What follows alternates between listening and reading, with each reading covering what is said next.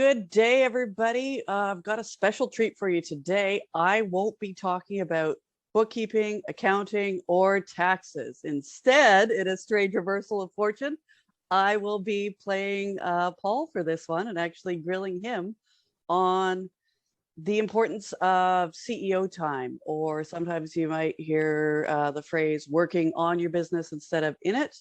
Or if you want to get really, mahogany tables and leather wrapped chairs, fancy talk about it, it's strategic planning.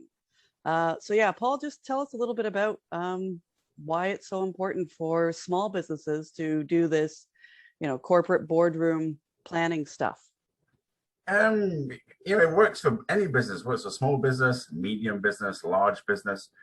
If you don't plan or don't know where you're going or not recording where you're going, how do you know if you're hitting your goals? How do you know if you're going in the right direction? How do you know what if your macro or micro environment has changed?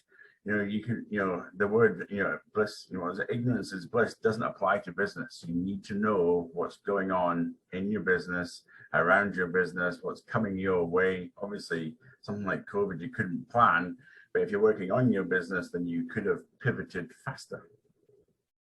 Great. Okay. Yeah, that's really, really important lesson that we all have had to learn this last year and a bit.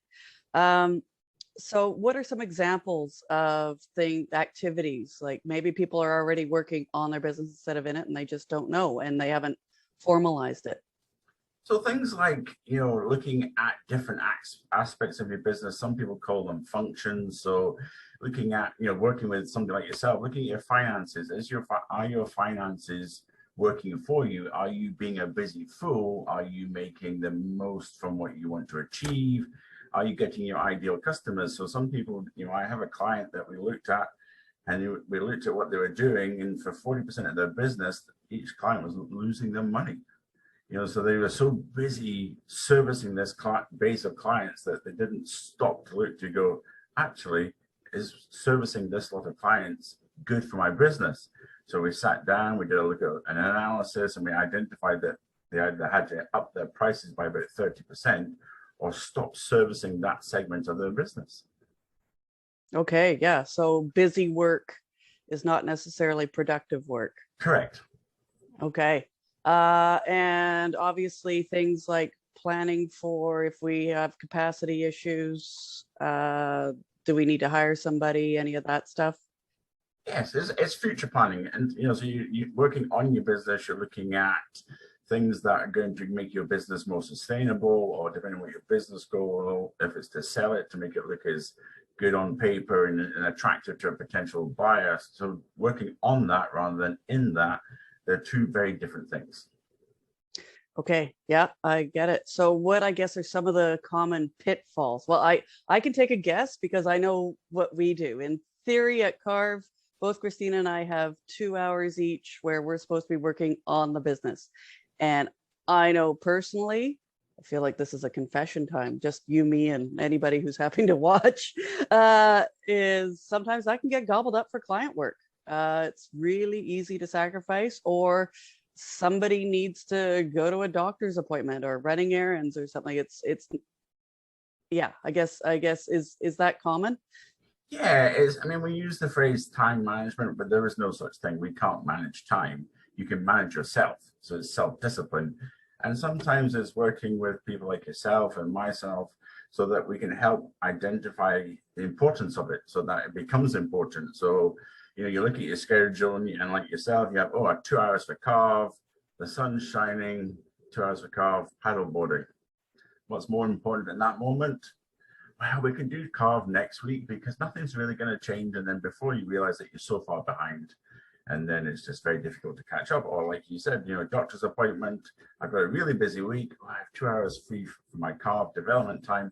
I'm going to book my doctor's appointment there. So it's making yourself accountable and to work on your business and using people around you to help you make yourself accountable, or maybe help you realize the importance of working on your business so that you have growth and you're protecting your business, you're protecting yourself from future changes.